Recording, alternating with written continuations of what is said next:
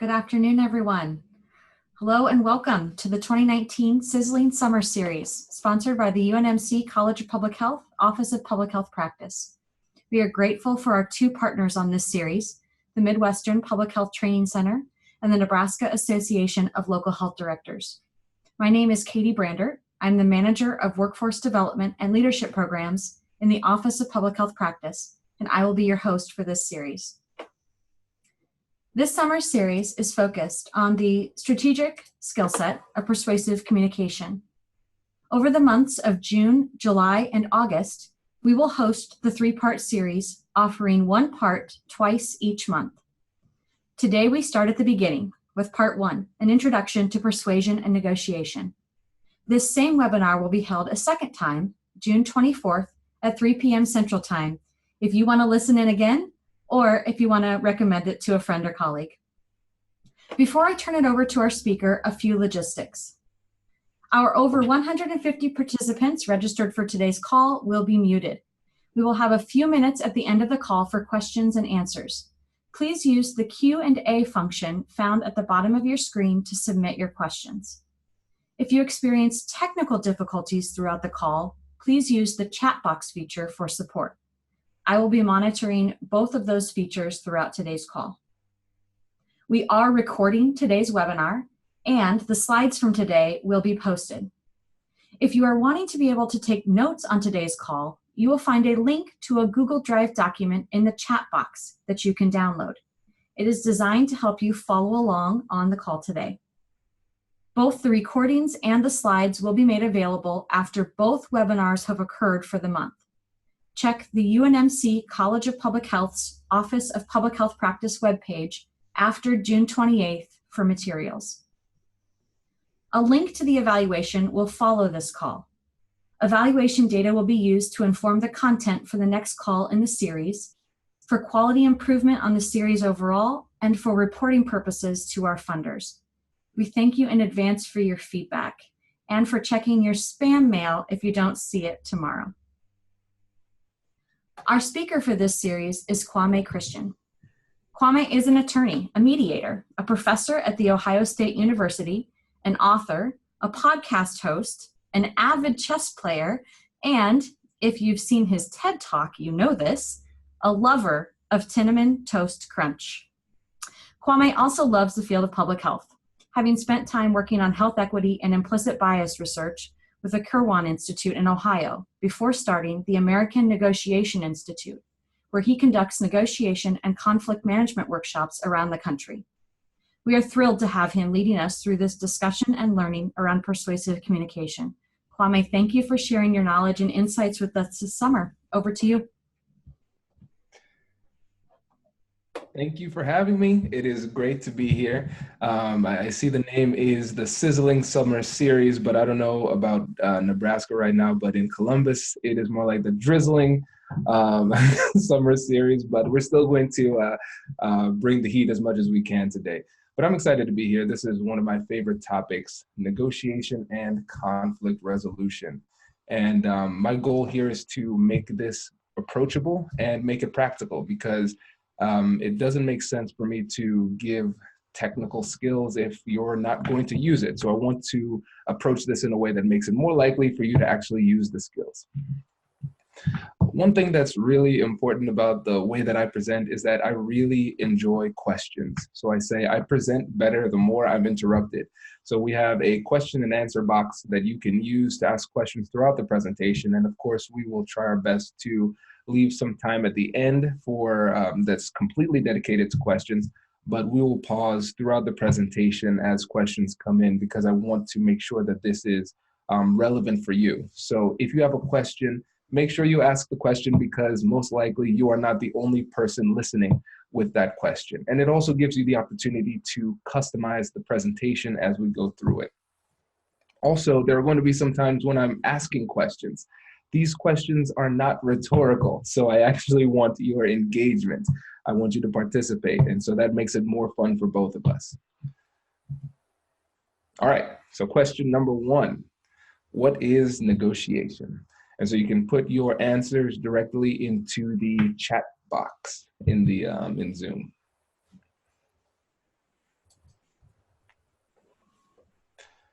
I will read the responses as they come in. It is a compromise. Aha, compromise. Good. What else do we have? Give and take for a solution. Reaching a mutual agreement through alternating offers. Coming to consensus on an issue. Good. Let's get one more. Let's try and get one more.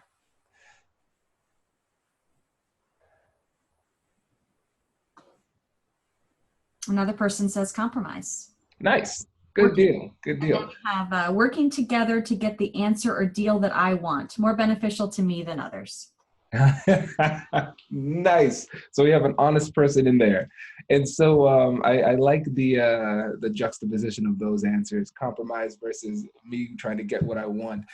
Because when it comes to it, if we could just get what we wanted, that would be perfect. That would be the perfect negotiation. But we also recognize that compromise is a tool that we need to use in the process at times. So that kind of goes into the whole give and take part of it.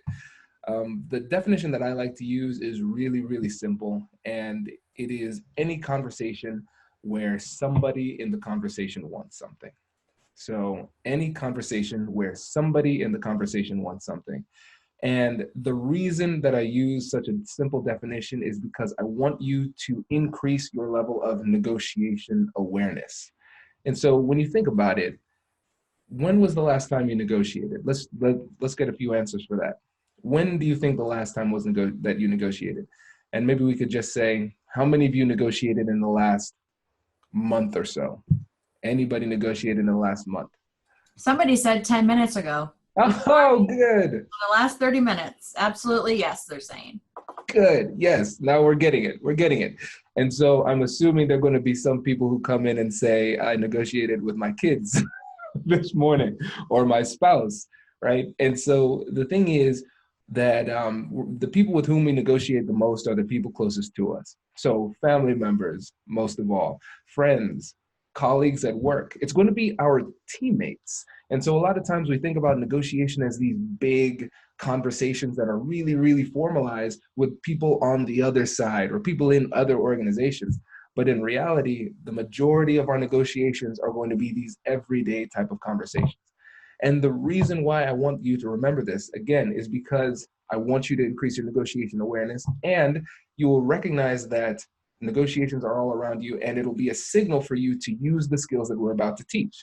Because if you don't recognize it's a negotiation, then you're going to miss out on all of these opportunities to accomplish your goals in negotiation. And quick thing, I don't think I mentioned this at the beginning. There is a worksheet, a downloadable worksheet that you can fill in as we go along.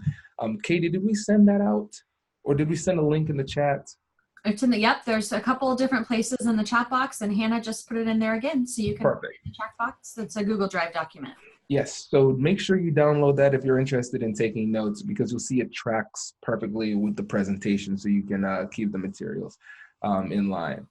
And so as far as the goals for negotiation, we're going to focus on 3 main goals for negotiation. Goal number 1 is to get more of what we want. So think of this as the offensive use of negotiation. Goal number 2 is to avoid things that we don't want. So this is when we're negotiating for a lower price if we're buying, something like that, avoiding conflict, that type of stuff. And then the last part is negotiating in order to strengthen and build our relationships. So if you think about it in terms of 3 pillars or 3 goals, with every single conversation, we can accomplish at least one of these things. So let's say it's a situation where the negotiation isn't going well. We're not getting more of what we want. We're not avoiding things that we don't want, which happens. It happens sometimes, but we can still negotiate with the person in a way that strengthens the relationship because there's value in the relationship. So we always want to make sure that we keep pillar number 3 in mind as we are negotiating for more of what we want and avoiding things that we don't want. All right, so next question. What is conflict? So we have a definition for negotiation. Now let's try and get a definition for conflict.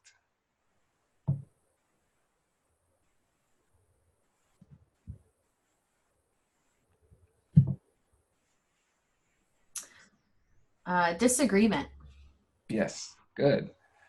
Any two viewpoints that are not identical. Right. A difference of opinion.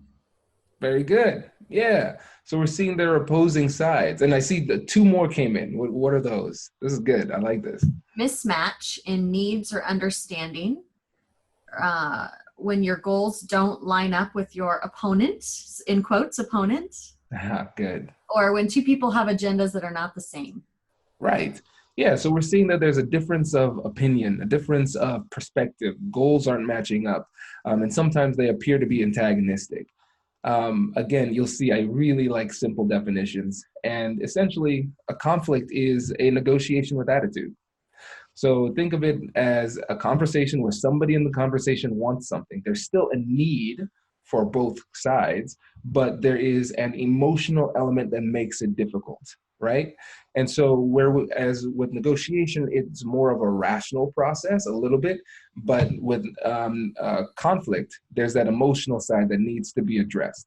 And so my simple strategy, it's simple in semantically simple, but more difficult in execution, is when it comes to a conflict, our number one goal is to address the emotion. We want to remove the emotional barriers for agreement. And then once we remove the emotional barriers, then it turns into a negotiation.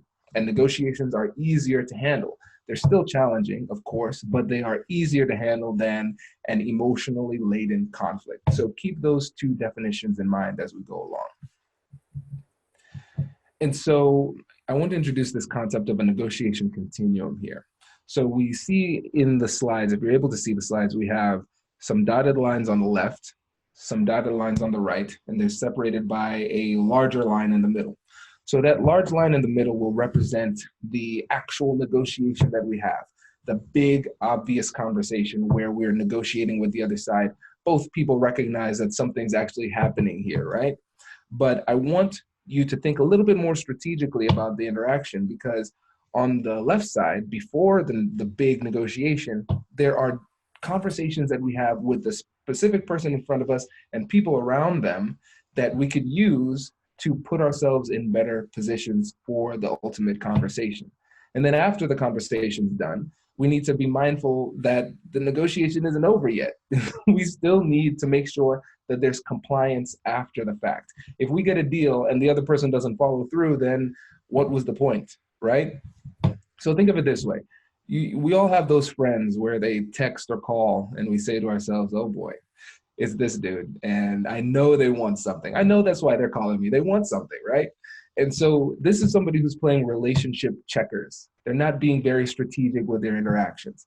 I want you to think like a chess player. And so for me, I think about negotiation like a never-ending game of chess. Even if before the big obvious conversations, we're having these interactions and there's nothing specifically on the table that I want to discuss or that they want to discuss, I want to be strategic about my positioning. Because with chess, you never really know where the opportunity is going to come about in the future. You might have an idea. You might think that there is an opening that's going to come about somewhere in the future, but you don't know specifically what it's going to look like. And so what you want to do is you want to maintain position. You always want to put yourself in the best position for success. So when those conversations come about or those opportunities present themselves, you, as far as a relationship goes, you're in a good position to persuade effectively. And so you want to make sure every time you're having a conversation, ask yourself, what are my goals and how can I have this conversation in a way to put myself in a better position for success? And that's always what we want to do. And so we're looking for these strategic opportunities in all of our relationships. And so the goal is to move the needle. That should be your simple mantra. In this conversation, how can I move the needle? How can I push my agenda forward? It doesn't need to be in a big, obvious way, but even if we can maximize goal number 3, like we discussed earlier, strengthening the relationship, that's a win.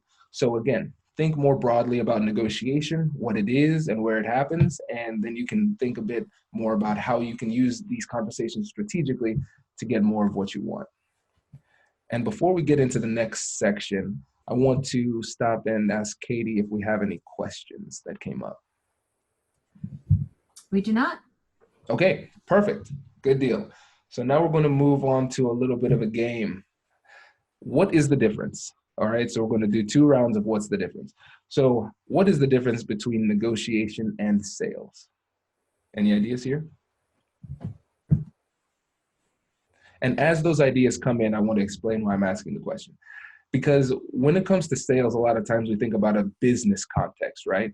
But in everyday life, we're always trying to sell our ideas to other people. And so it's important to recognize the distinction here. And I see a few things came in. Money. One person said nothing. Sales are one-sided. You are the buyer or the seller. Good. One has a crisis or requirement to be done. Negotiation is give and take. Sales does not require the other person to engage. Negotiation has more shared activity. Good. I like these. And I saw one more come in. Yeah. The plan is the negotiation and the action is the sale. Ooh, that's deep. I like that. I like that one a lot. Yeah, these are great. And the thing is with this, it's one of those situations where there are no wrong answers. I want you to start thinking a little bit differently about it. And when it comes to the distinction between negotiation and sales, they're very similar. But what I'm seeing here, the trend is that with the sales side, most people think it's more transactional. It's one-sided. I'm focused on my agenda more so than the relationship. And so I'll give you an example. Here's an example that might help to bring about the difference, because they're very, very similar, right? So if we think about the show Shark Tank, where we have entrepreneurs who are really excited about their product and they're pitching it to investors, what often happens is you have the entrepreneur come up and they say, this is my product. It is incredible. It can do X, Y, Z. It was featured in this magazine and we have this many social media followers. And they show what their product does, and then the sharks are interested. They say, oh, this is great. So what do you want? What are you asking for? And they might say something like $100,000 for 10% of the business. And then what happens is they get pushback from the sharks. The investors say, no, I don't like that deal. It doesn't work for me, blah, blah, blah. And what often happens is the person says, well, you might not have heard me the first time, but we have this many social media followers. It can do X, Y, Z, and it was featured in this magazine. And so what's happening here is the person is trying to generate interest. In the pitch side, on the sales side, what we're trying to do is get the other side interested in our idea. And so once the other side is actually interested in our idea, then it turns into a negotiation, because the sales portion is complete. Sometimes it just ends in the transaction and they say, hey, great, I'll buy it as is, that's fine. But sometimes we get pushback. And when we get pushback, we can't go back to generating interest because that issue has already been addressed. You've successfully sold them on your idea. Now we need to talk about the negotiation. And so negotiation is answering the question, what does our relationship look like going forward? It's a future-focused problem-solving tool. So we're always looking into the future to see what the details of the deal will be in order to make it work for all of us. And so, okay, at the front end, we have sales. We successfully generate interest. And then at the back end, we talk about the details and the relationship, and that's where the negotiation comes in. So they are essentially the same thing, but if we're trying to create a dividing point, that's where it's going to be. And it's important to recognize that division, because then you'll know which of these persuasive tools to use at what time. So now, how is negotiation different from arguing?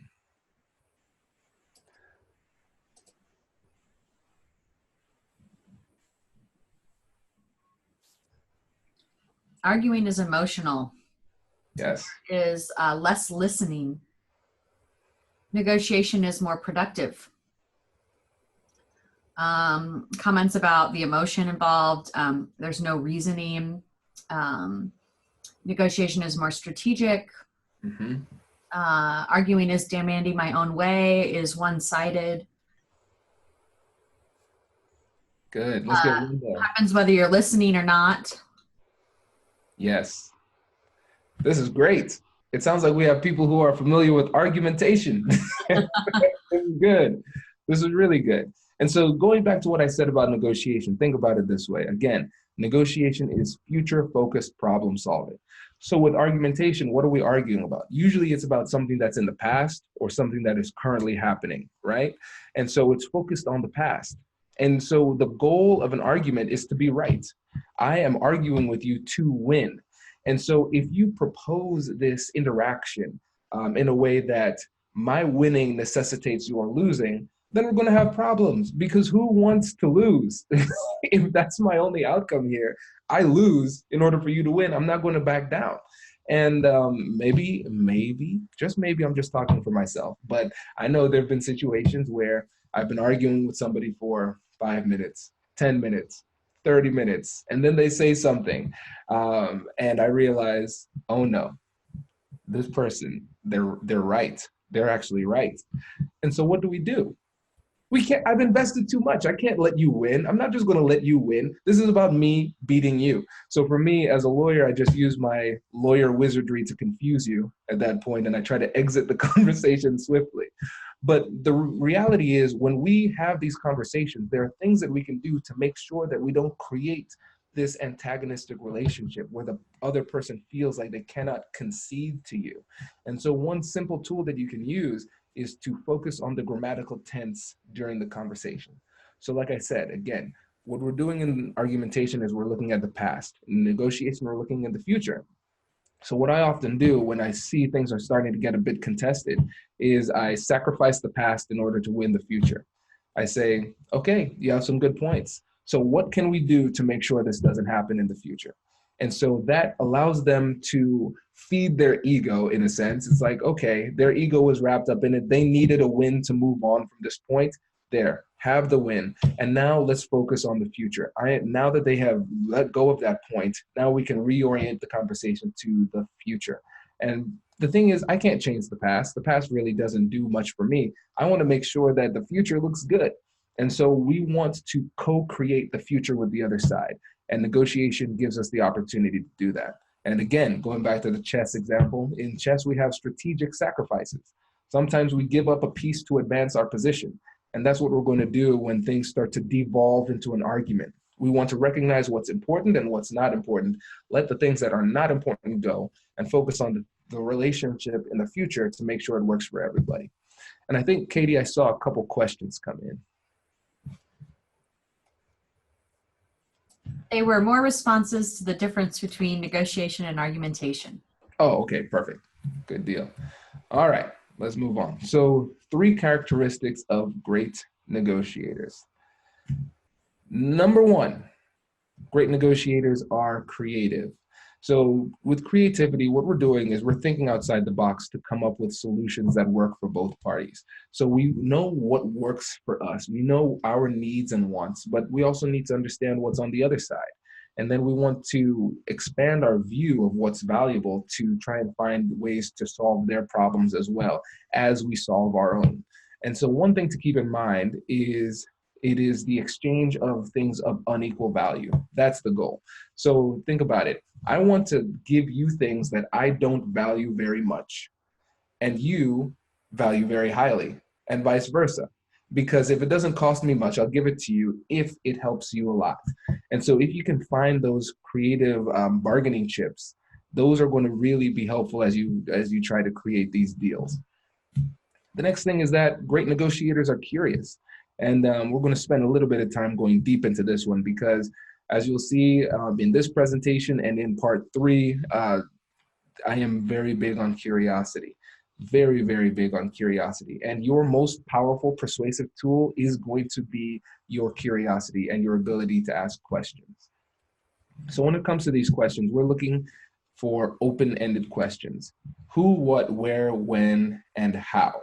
Those are going to be the questions that we're going to ask. And open-ended statements. So these are questions that, these are statements that end in a period, but are clearly requests for information. So tell me more about this, or help me to understand that. Those are the types of preambles we can use to get as much information as possible. So with open-ended questions, we're getting narrative responses. We're getting as much information as possible, which is the goal. And also, we want to avoid questions that start with why. And the reason we do this is because why is associated with judgment. And so if you think about it, I have a 3-year-old, and when he does something inexplicable, the first thing I say to him is, why, Kai, why would you do that? Right? And so throughout our lives, the authority figures have been asking us why when we are in trouble.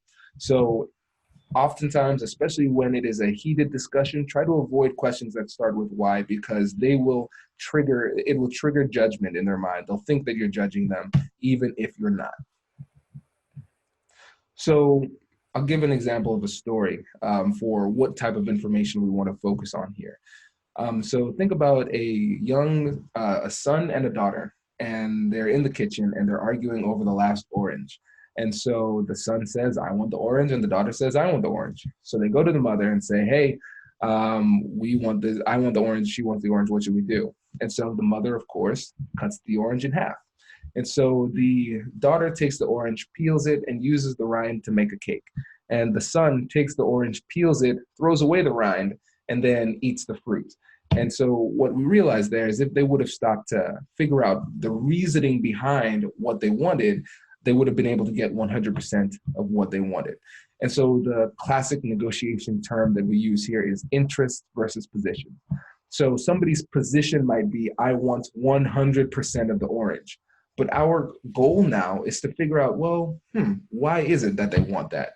So if you could ask, what made you come to this conversation today? What are your goals?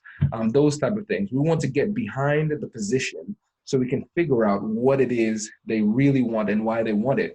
And then again, it feeds into creativity. Once we understand the interest and why they really want what they want, then we can start to come up with some creative solutions. And so let's take another poll of the audience here. If you were in a car and you had a choice between being either the steering wheel or the gas or brake pedal, which would you choose and why? This is oftentimes a polarizing question. We'll see what kind of people we're dealing with, Katie. So far, we have a steering wheel. Okay. You can be more creative with the steering wheel, and you have control. Good. Of the journey. A lot of people say in the steering wheel. I haven't seen, brake pedal. Let's see, they said, can't do anything if you don't have gas. Oh, nice. Good. And gas keeps things moving along. I can put a stop to what I don't like or what I don't want. Good. Yeah. And so what you'll see is that when people are talking about the steering wheel, it's all about control. I want to control where we're going. When people say gas or brake pedal, it's usually focusing on the brake pedal. If we're not going someplace that I want to put a stop to it immediately, right? It's more about safety. And so I don't want to spend too much time on it because obviously with this metaphor, if you spend too much time on it, it starts to break down. So let's just leave it here. But I want you to just keep that in mind. And so, yeah. Someone offered being the turn signal so people know where they're going and will stay out of their way. Oh, man. I'm writing that down. That's good. That's good. That's really good. I might weave that into the second running of this, Katie. That's really good. Yeah, so when you think about it, steering wheel is control, the brake pedal is safety, gas makes sure that we move. And so when it comes to asking questions, questions are a means of controlling the conversation. So the other person might be able to determine how fast or slow we go, but if you have your hand on the steering wheel, the conversation will always go in a place that favors you. That's the goal. And when you think about like a podcast, I'll shout out podcasts because I have one, or a late night TV show or whatever it is. Whenever you have a guest on a show, the guest is the person who does the majority of the talking, but it's the interviewer, it's the host who is actually controlling the conversation, even though they speak less, because the person is responding to what they're saying. Now there are going to be situations where the conversation stalls. They might just be on the brake pedal the whole time. And so you might need to offer some information in order to put some gas into the conversation. And that generates trust. Then they start sharing, then you sharing a little bit more, and then you put your hand back on the steering wheel. But you always want to have this metaphor in mind because you control the conversation through asking great questions. The light theory of negotiation. So imagine if you are in a dark room and it's a room you've never been in before and you can't see anything, but you know your goal is somewhere on the other side of the room. And if you're entering that room, what's your first goal? What is the first thing you want to do? The first thing you want to do is turn on the lights. Really simple. You need to turn on the lights. And the reason you want to turn on the lights is because you want to avoid hurting yourself, hurting other people, getting lost, those type of things. You want to avoid those things. So bringing this metaphor to negotiation, you want to think about light as information. Your first order of business in these difficult conversations is to turn on the lights, which is gather information before and during the conversation. So before the conversation, we do this through our questions that we ask. During the conversation, we do it before the conversation, we do it through our research. And then during the conversation, we do it through our questions that we ask. And there's a free guide that I can, maybe Katie, you could put this into the chat.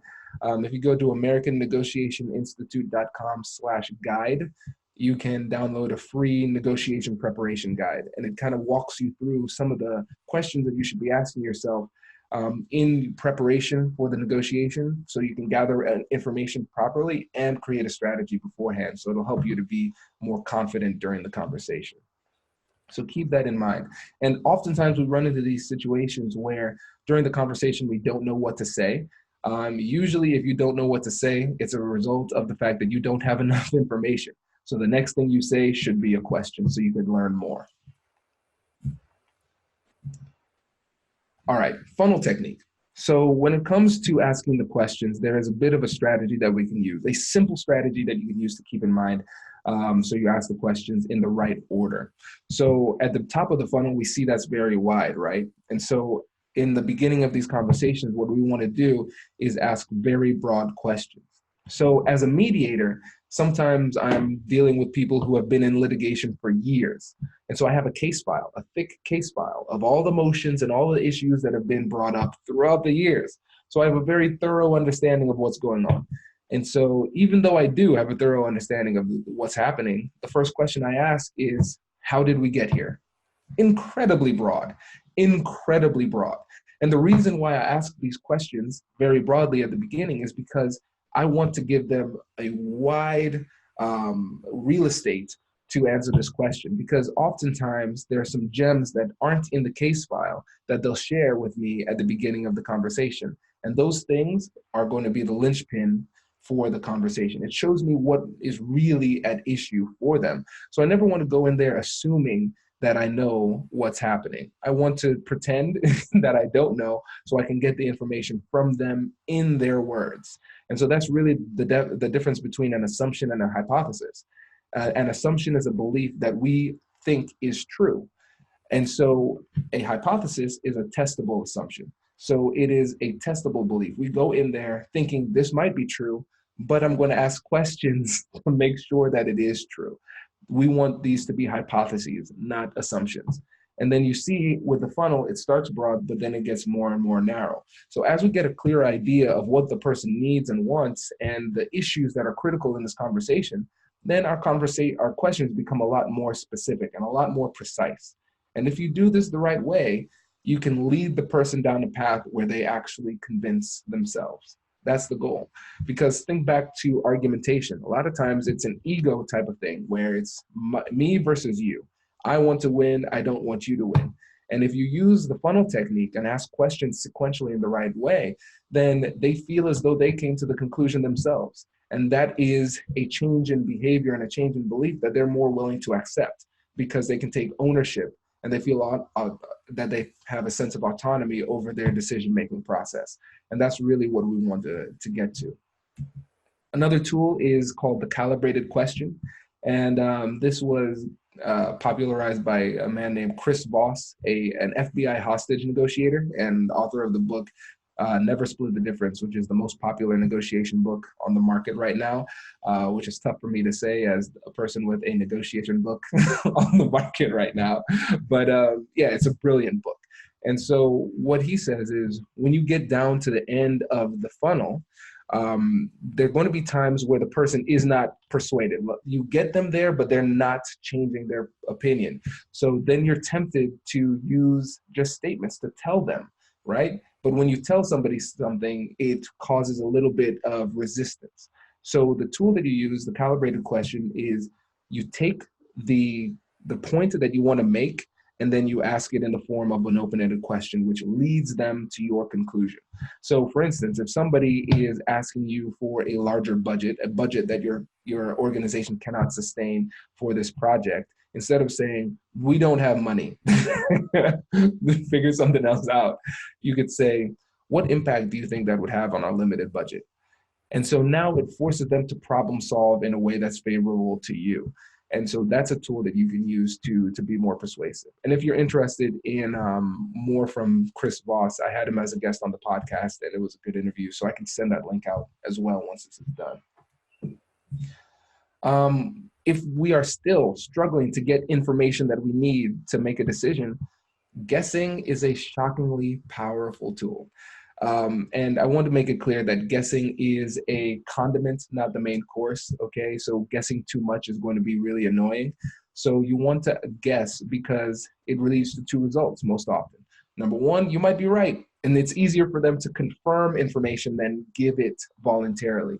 The other thing is you might be wrong, and people hate to be mislabeled, right? So I graduated from Ohio State. And if somebody says, hey, Kwame, did you go to Michigan? I'm going to be quick to correct them because I don't want that information lingering out there. And so guessing is a shockingly powerful tool if you're struggling to move people forward. And then keep in mind during these conversations, my goal is to keep the breakdown of conversations 70-30, where I'm only speaking 30% of the time and I'm getting the other person to speak 70% of the time, because that tells me that I'm in control of the conversation and that I am getting a lot of great information. And then we'll wrap up this section by talking about how we can prove that we're listening. The tool that we'll use here is the empathy loop. And so with the empathy loop, what we're doing is we are summarizing what the person is saying and then asking them to correct us if we're wrong. So correct me if I'm wrong, Katie, but it sounds like you're saying X, Y, Z. Is that right? And so what that does is it gives you an opportunity to make sure you are on the same page. That's the first thing, just from an effective communication standpoint. But also it makes it so that they have to confirm that you were listening. And so if they don't feel as though they're being heard, using the empathy loop is a good tool to not only keep the conversation on track, but to have them confirm the fact that you were listening and you have an appropriate understanding. Any questions here on curiosity? I have a couple of questions that have come in, Kwame. One is, what's the difference between guessing and assumptions? Aha. So with an assumption is something that you would keep to yourself. So I don't even need to bother asking you the question or putting it out there because I already know. So for instance, a lot of times in a conversation, especially when it's contentious, we already think that we know the intent of the other party. They just want to destroy the project because they want to move forward in the organization. That's usually not something that you put forward or volunteer during the conversation. But if you have that as a hypothesis, what you could do is you could go into the conversation and say, hey, what's your goal here? What are you hoping to accomplish? Now we get them to explain it. Oh, you know what? That is legitimate. So my hypothesis was incorrect. And so that's the difference. A hypothesis you're willing to actually test during the conversation. So it's you have that belief that I think this is what the answer is, but I might be wrong. That's the difference. And then another person, it's sort of a comment, but I think there's a question in there. How about getting people to engage in the first place? Yeah. And so again, taking a step back to slide number 1, a negotiation is any time two people there's somebody in a conversation where somebody wants something, right? And so sometimes the first step of the negotiation is getting the person to agree to a negotiation. That's negotiation number 1. And so we need to figure out what the barrier is to having the conversation in general.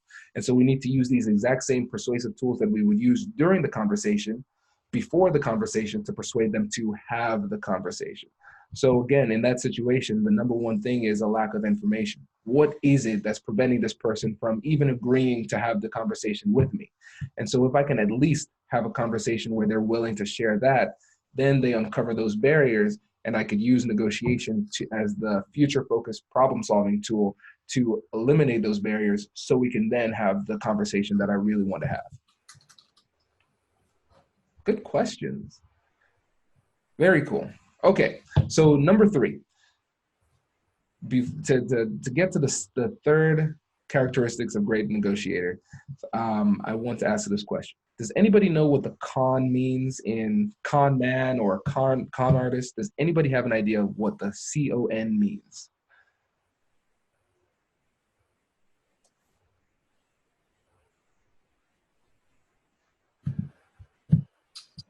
You've got false, convince, Mm-hmm. or convincing, opposed, Mm-hmm. confidence. That's it. Yes, confidence. Yes. So back in the day, these people were drifters who would go in and they would sell their, you can see in this picture, love potions or snake oil. You know, it doesn't work, but they are just so confident that they would go in and sell this with such passion that people believe them, give their money to the people. They would be swindled, and then the person would drift into another city once people got onto them. And so these were called confidence men back in the day. And so the reason they were called confidence men is because their major persuasive tool was their confidence alone.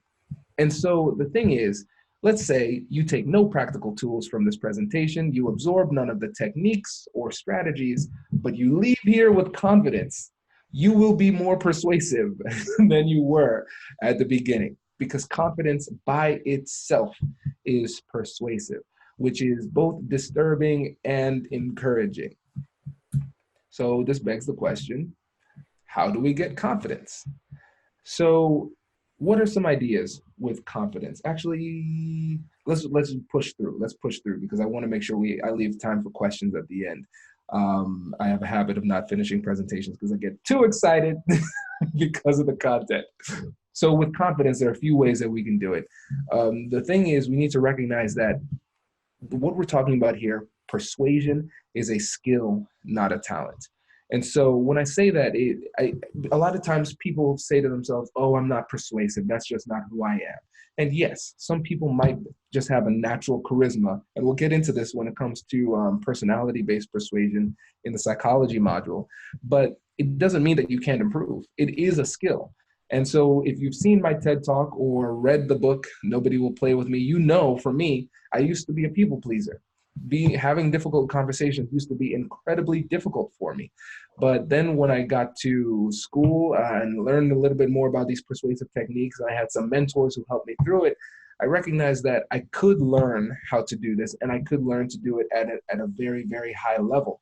So first of all, we need to recognize that it is a skill that can be improved, not a talent. And we also need to recognize that we're unique. So the barrier that I have is going to be different from your barrier and somebody else's barrier. We need to be able to step back and do some introspection to see what it is that's preventing us from being our best selves. So again, an example from personality, if you're highly agreeable, most likely you are going to shy away from difficult conversations because you don't want to risk jeopardizing relationships. If you are on the disagreeable side of that personality trait, then people will find you abrasive. You're not trying to be abrasive, but people call you abrasive or say you're difficult to work with, but you're genuinely trying not to be that way. And so it's important to have a lot of introspection and be very self-aware of the way that we come across to other people and our personal barriers to being our best selves in these conversations. Because once we recognize what those barriers are for ourselves, we can create custom strategies for ourselves during these conversations. So for example, one person that I was working with before who was very agreeable, he had a bias toward agreeing with people and agreeing quickly. I said, here's your goal. In this conversation with this person, this big one that you're concerned about, your rule is that you cannot agree to anything. You can agree to something in the second conversation, but not in the first conversation, because he knew his tendency was to agree. And so this is an example of how you can create personalized strategies based on your unique characteristics. But in the same vein, I don't want this to turn into what I call a bug problem. okay? And so this comes from a story with Kai, my 3-year-old, when I was taking him into daycare. And so kids are just amused and amazed by the most basic things. So he saw this bug on the ground. And I'm in a rush. I just want to get in there, get out so I can get to work. And Kai says, "Hey, Daddy, what's this?" And I said, "It's a bug, Kai. Let's go." And he's like, "Wait, but wait. But why is it a bug?" And I said, I don't know, Kai. It's mommy and daddy was a bug. That's why he's a bug right now." He said, "But why were they bugs?" And I said, "Well, their parents were bugs. Let's go." And then he said, "But wait. But why were they bugs?"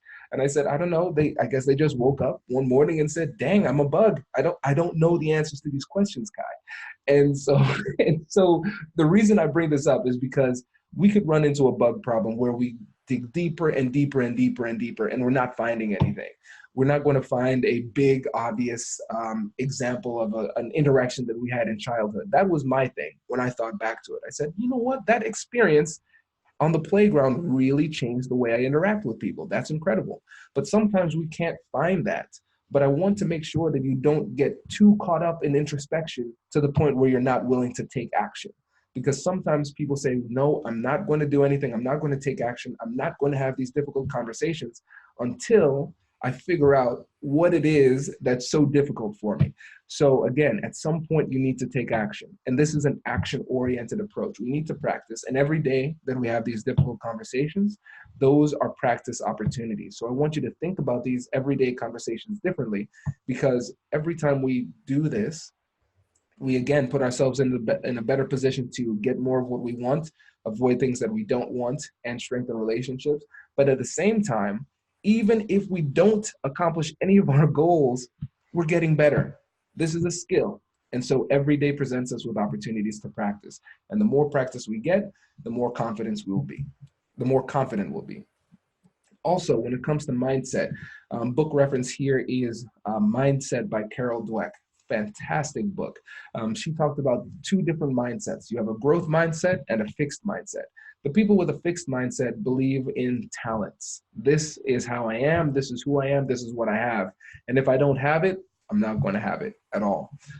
On the other hand, there's a growth mindset. And this is the mindset that leads you to believe that if I practice harder and harder and more often and more intentionally, I can improve these skills. And so I want you to think about yourself in terms of a growth mindset.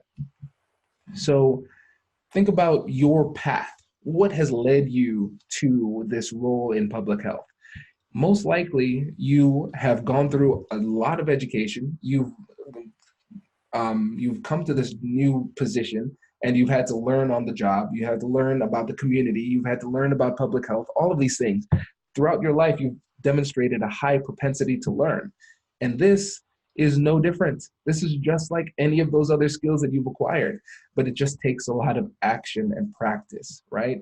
So I want you to think about yourself as a lifelong learner. And this is just another one of those skills that you're going to acquire along the way. And it puts you in a position to be a better advocate for the people that you serve. Because my belief is that the best things in life lie on the other hand, on the other side of difficult conversations. So whether it's a personal conversation or a professional conversation, the best of ourselves and the best of our outcomes are going to happen after difficult conversations. And so, especially if we feel like we have the right answer and we know what's best for our stakeholders, we need to be able to use these persuasive skills to push our agenda forward so we can serve the communities better.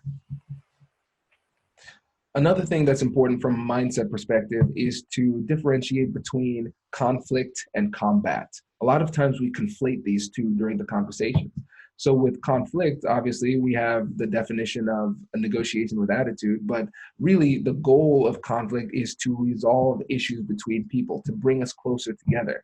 Combat, on the other hand, is an altercation with the goal of mutual damage. Even if you enter into combat and you win, most likely you're going to take damage in the process. And when we think about it in that regard, it's going to be very difficult for us to engage wholeheartedly when we're afraid. So the key is to think about conflict as an opportunity. So before every difficult conversation, if we're having a feeling inside of us that's making it difficult for us to engage, we have to stop and ask ourselves, where is the opportunity? So the question is, this conversation is an opportunity for blank. And so the question is, where's the opportunity? So I want to pose that to the audience. And I saw a few comments come in, but I can't see them. So Katie, you want to read those too? Yeah, the author from the Growth Mindset book, is it Carol Dweck? Yes. Perfect. Yep. And then later I'll share it with you, but someone had a suggestion for you about a book to share with your son about how to answer the question why. Oh, thank you. I appreciate that, because at this point I'm just like, Kai, what do you think? I'm done. So I appreciate that. Thank you. So when we're confronted with these opportunities, with these conflicts, where is the opportunity? So if we're trying to finish the sentence, this conversation is an opportunity for blank. What is the opportunity? What thoughts do you have?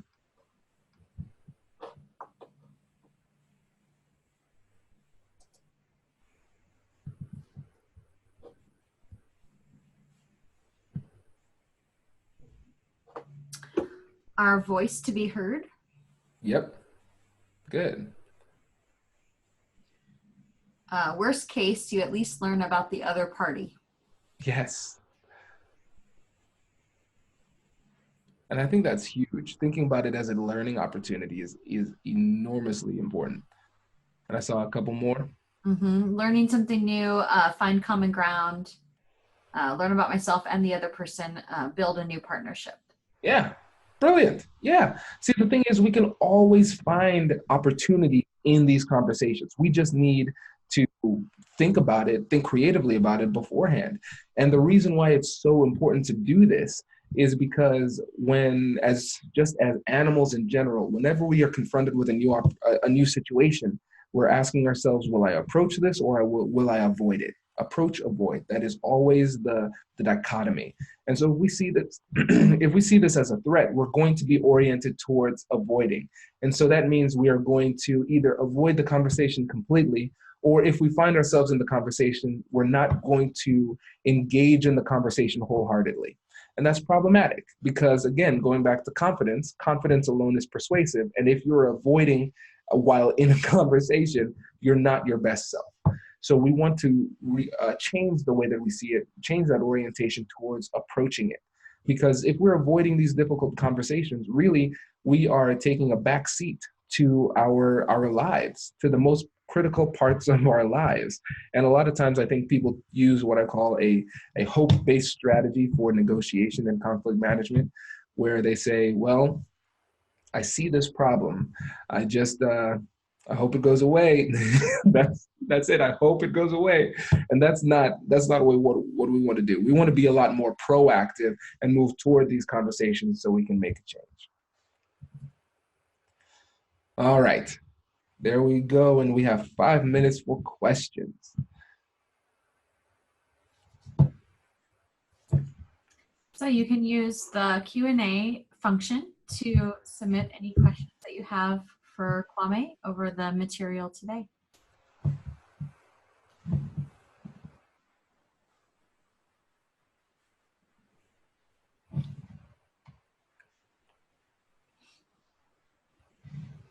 While we're waiting for any questions to come in, it looks like Carol Dweck has a TED Talk as well. So you could also check that out if you don't have time to read a whole book.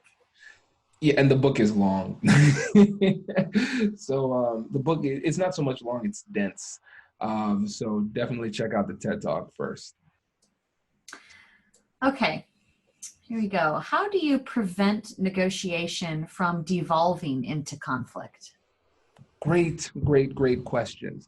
And one of the things that we'll talk about later is the importance of framing. And so before the conversation, what you want to do is you want to put the storyline over the conversation. That's what we're doing when we're framing. So you are explaining clearly why it is that you were going to have the conversation. And so what you want to do, your goal when you're framing the conversation before the conversation starts, is you want to frame the conversation in a way that is so positive that they would look ridiculous if they pushed back on the conversation. So for example, let's say you are trying to get a larger budget for a program that you're doing for public health in your community. And so before the negotiations begins, you say, you're talking to the director and you say, Director Smith, I just want to say before we start, I really appreciate you taking the time to meet with me today because I know you're a staunch advocate for public health in our community and I've really admired your work. And I'm really looking forward to having the conversation with you to figure out a way for us to solve this problem so we can better the health of our community. It's like, whoa, that's positive. Director Smith would look like a jerk if he would say, no, I don't care about people. I don't care about health. I don't care about your money. You're not getting any money. It would be ridiculous. And so what you're doing is you're setting an aspirational goal. Really, if you're going to go very psychologically into this, what you're doing is it's behavioral priming. You're framing it in a way that just psychologically makes them want to comport with the behavioral expectations that you set for them. And so when you see the conversation start to slide down into a way that's more unproductive, what you do is you go back to that frame that you had at the beginning of the conversation. So when you see them start to get combative, just say, Director Smith, again, I just want to slow down and say, the reason why I'm here is because I care about the community and I know you do too. And I just want to make sure that we figure out a way to solve this problem effectively and then ask an open-ended question. So again, the open-ended question you ask is going to be focused on problem solving, going to be focused on the community and the future and the solution to the problem. So that's a way that you can make sure that the conversation stays at a certain level of decorum, a certain level of positivity throughout by injecting doses of a positive frame and then reorienting the people to the future through open-ended questions. And are there any more questions? I see a couple more. Yes, somebody else asked about the concept of going back to the building confidence. What do you think about role playing? Is it a good way to gain confidence or? It's a fantastic way. And so when I do presentations, I always include a role-playing situation. So I have the people answer a survey, and then I say, well, can you give an example of a really bad negotiation? And so I take those examples and turn it into a hypothetical. So they have to do it again. Because the thing is, when you think about it in terms of sports, I think sports, when it comes to thinking about sports as a profession, they are on the forefront of practice and skills-based improvement, more so than any other profession, doctors, lawyers, whatever. And so with sports psychologists, what they do is not only talk about how you practice more effectively, because you practice how you play, the more reps you get, the more confidence you'll have, and the more like a practice you can make, the more like a game you can make the practice, the better you'll do in the game. But in addition to that, you also do visualization exercises, because they know that the more you can get yourself in these realistic scenarios, even if it's not on the practice field, if you can just do it in your head, role playing even in your head makes you more confident. So if it comes to role playing, what you would do is, if you can't you could have a company send you some role playing activities for practice. Or what you could do is you could role play with a friend before a difficult conversation. Hey, you play the role of Director Smith and I'll be me, and then we have this conversation. And something that's even more beneficial sometimes is if you say, you know what, I have a conversation coming up with Director Smith, you be me, I'll be Director Smith. And taking that role play from the opposite perspective helps you to see things from their side. So it makes it a lot easier when it comes to the conversation, because it's easier for you to take their perspective and frame things in a way that would be more beneficial and persuasive for them. Do emotions play a role in negotiation, and how do you leverage those? Yes. And so the answer is yes. And I think it's really important to recognize when it comes to the cognitive process, there's really no way to divorce emotional thinking from rational thinking. It's not a question of whether or not people are emotional. It's a question of how much it is impacting their cognitive process at this time. And so when it comes to the emotions, it's all about emotions. We are irrational beings that make the mistake of thinking that we're rational.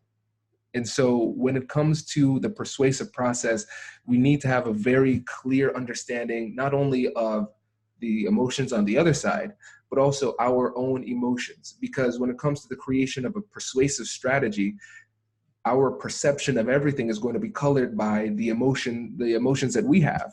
It might be something that is not obvious, whereas anger is obvious, frustration is obvious, but a feeling of superiority isn't always obvious, right? And if we feel morally superior than the other side, or cognitively superior than the other, over the other side, then that's going to impact our strategy as it relates to this conversation. And then it's going to color the way that we interact with the other person. So to answer the question, yes, emotions play a massive role in every stage of this process. So we have to acknowledge those emotions, address them, and then once those emotions are tempered, then we can move on. But it doesn't really make too much sense in pressing forward if there is an unresolved emotional issue. And we're going to get more into that in the next two sections because we're going to dig deeper into psych, which I love. But great question. But yes, emotion is unavoidable.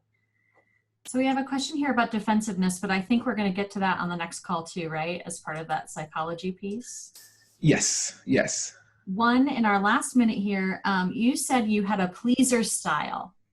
Mm-hmm. How did you fight that with the techniques that you shared today? Well, the thing I recognized is that for me, one of the mindset shifts I had to have is that I had to give myself the license to fail. So what do I mean by that? When you go into these difficult conversations, you can do everything technically correct and still not get the outcome that you are looking for. The person might misbehave, it just doesn't turn out your way, and failure is a possibility. And so I wanted to be more proactive. If we're going to fail, I wanted to have an active role in that failure. So that mindset shift helped. And when it came to I hope you were able to hear this earlier, when I was talking about gender dynamics in negotiation, thinking about myself as my own attorney did help as well. So I recognize I have a specific goal. Typically, my standard way of approaching this is not getting it done. But if I was my own client, since I am an attorney and I do have clients and I do advocate forcefully for them, how would I approach it?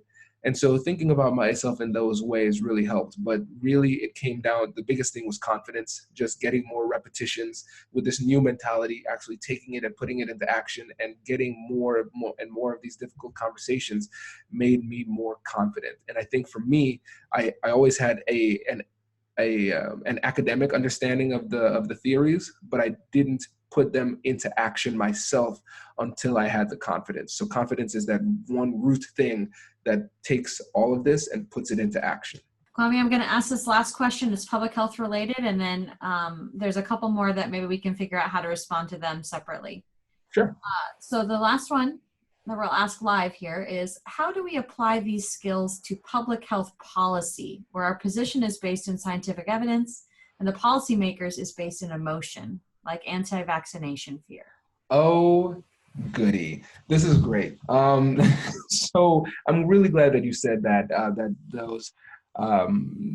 those are rooted in the opinions of the policymakers are rooted in emotion. The emotions, their own emotions, and the emotions of their constituents. That's really important. And the thing that's really difficult is that what you'll recognize, and I will try to hit hard in the next example, in the next webinar, is that the truth doesn't help.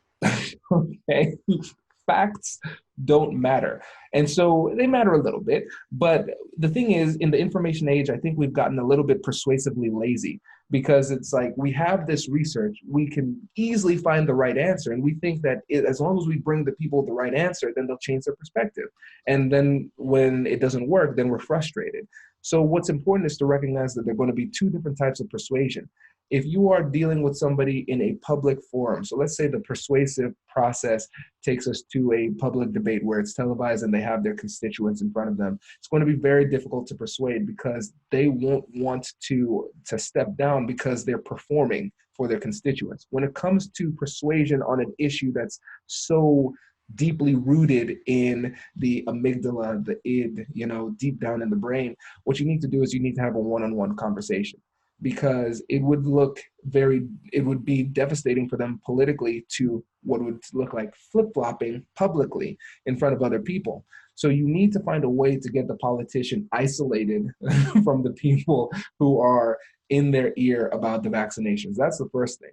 Then when you have the conversation, what you want to do is you want to try to get them to give a playbook for persuasion. So before the conversation even starts, before you even start to persuade, you might want to ask, what would it take to persuade you, to make you believe that this isn't real? That's the first part. Because if it's a situation where you won't be persuaded by anything, then we might not even want to have this conversation. Obviously, you don't say that, but most reasonable people would say, well, if this, that, and the other, if these criteria are met, then I would be willing to change my position, or I would be open to learning more about your position. So now what we've done is we've asked questions, again, to encourage them to give us their playbook, their personal persuasion playbook.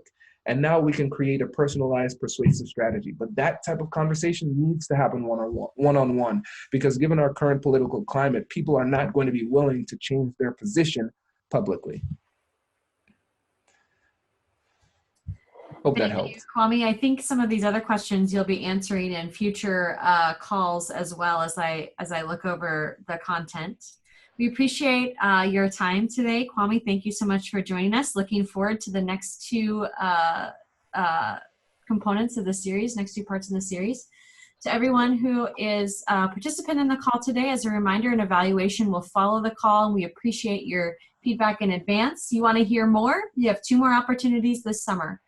In July will be part 2 of our series, focused on a little bit more on persuasion and personality types, and part 3 is in August, focused a little bit more on confidence and some frameworks with real techniques for handling conflict.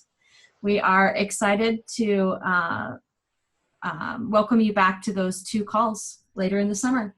Thanks so much for your time today, and we look forward to hearing from you soon.